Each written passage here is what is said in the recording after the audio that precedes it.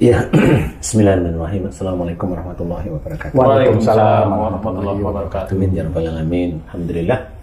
Kalau tadi teman kamu itu kencing di lubung semut, berarti kamu lihat ya? Iya Pak Ustadz, karena ditunjukin. Oh ya. Dan ketakutan itu. Ya, karena semutnya dipipisin sama dia. Jadi semutnya marah. Marah. Jadi diabetes atau gula darah tinggi itu memang dalam suatu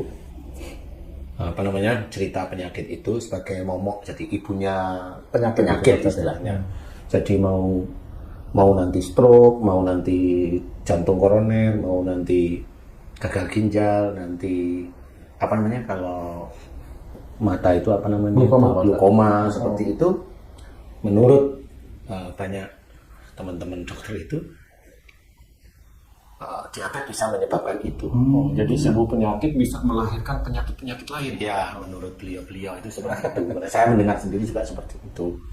Nah, cuma memang sampai sekarang juga belum ketemu di gula darah tinggi itu kenapa kok bisa tinggi gitu.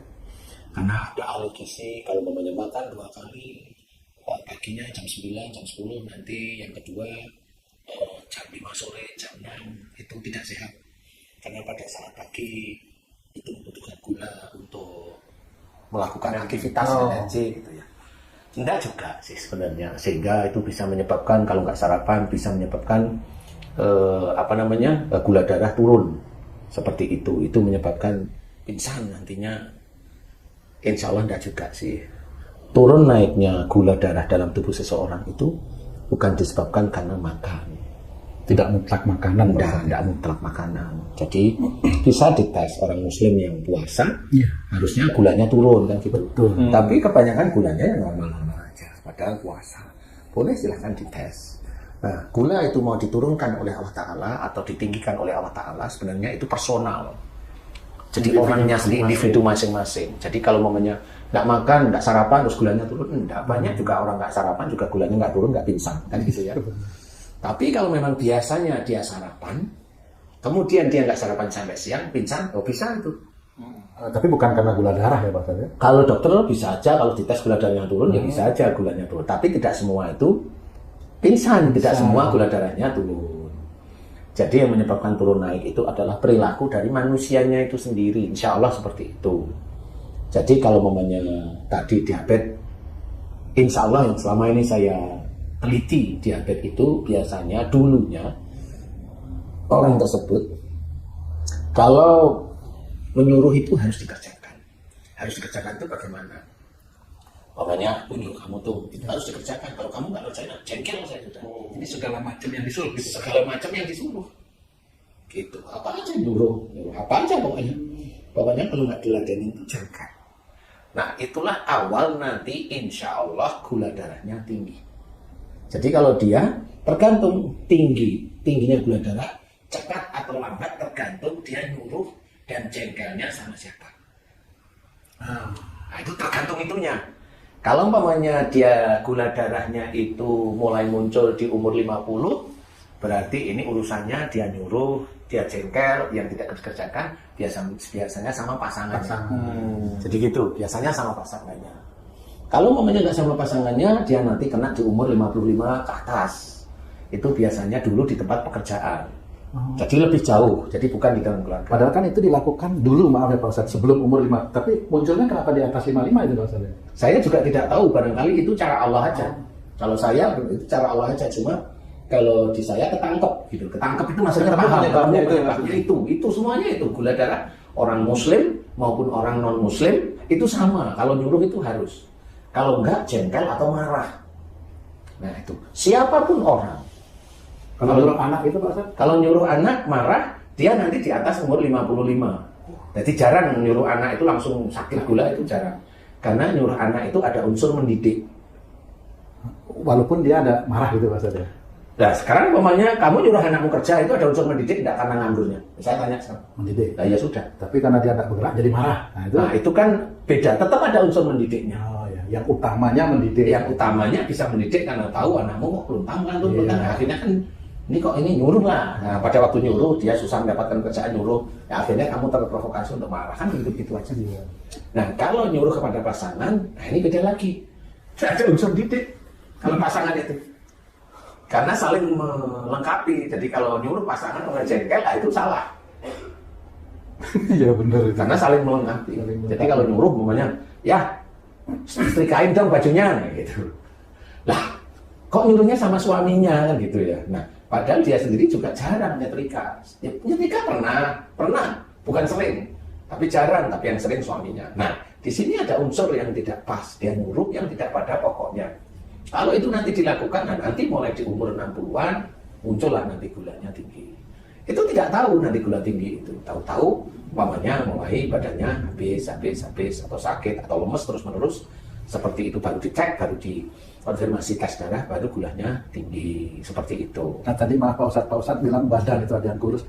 Tapi ada beberapa orang yang saya lihat itu ada yang gemuk Pak Ustadz ya. Tapi gula juga kena gula gitu. Nah gini, kalau gemuk kena gula itu namanya ndablek.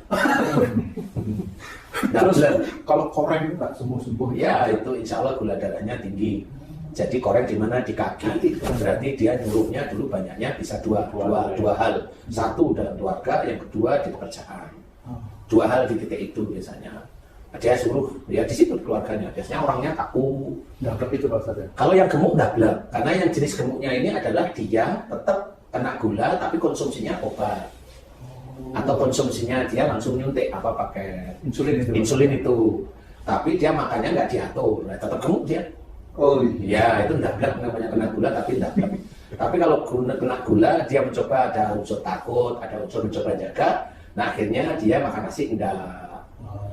Dia banyak sayur, kurus gitu ya. Minumnya nggak pakai gula, kan gitu dikurangi sama dia seperti. Akhirnya dia mengecil badannya. Seperti itu. Nah ini dia juga mencoba menetralisir gula darahnya dengan gaya dia makan, tapi nggak pernah bisa selesai. Nah kenapa nggak bisa selesai? Karena yang rusak pankreasnya rusak, kelenjar-kelenjar insulin di pankreasnya rusak. Nah itu kenapa rusak? Insya Allah kalau nyuruh seringnya jengkel atau marah kalau tidak dikerjakan. Baik dipendam maupun dikeluarkan sama. Jadi dia nyuruh nggak terus diem tapi marah, sama aja marah itu. Jadi marah itu memang dilarang.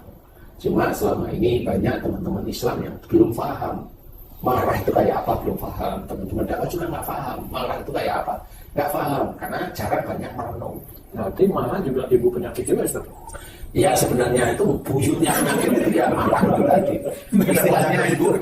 Istilahnya buyutnya penyakit ya marah itu sebenarnya. Makanya istilahnya Allah itu menyuruh kepada malaikat Jibril menyampaikan kepada Rasul, sampaikan la taghdab wa la jannah, jangan marah bagimu surga. Nah, kalau marahnya masuk neraka, salah satu unsur neraka di dunia apa? Ya sakit. Makanya kalau orang marah itu, ya kebanyakan sakit di mana? Seluruh tubuhnya. Marah sambil berpikir, pusing. Marah disimpan terus-menerus bertahun-tahun, tumor otak, kan gitu. Marah melihat sesuatu nggak cocok disimpan, tumor mata, gitu. Marah dengan lingkungan, marah keluar, ini kanker nasofaring, semua. Marah dengan orang tua kalau cewek ya kanker payudara kan begitu ya.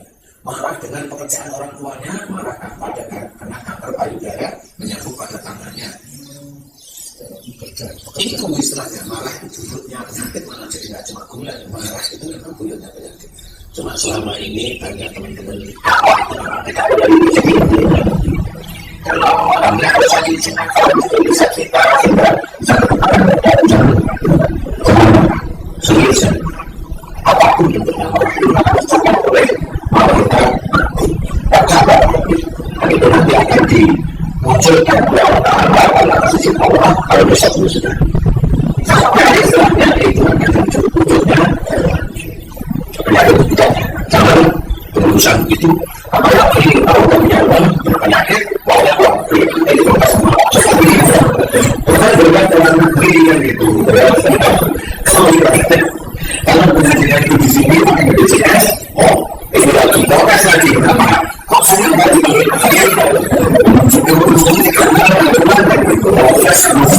dalam kondisi sakit dengan terus saja proses masih karena ada yang pakai BPJS kan gitu. Jadi kalau bisa belajar untuk tidak sakit saja. Saya ada sih satu curi saja apapun itu marwah itu proses itu unsur unsurnya tujuannya bukan jadi kalau kita satu belajar ilmu sebagai imam sebagai orang tua atau sebagai sebenarnya kalau kita sama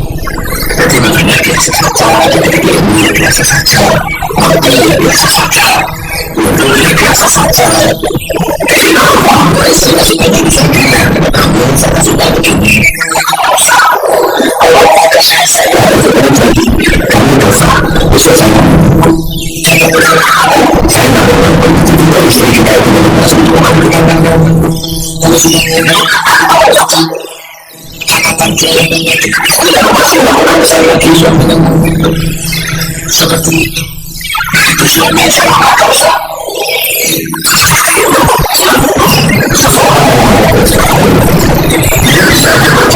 Apa saya diprovokasi?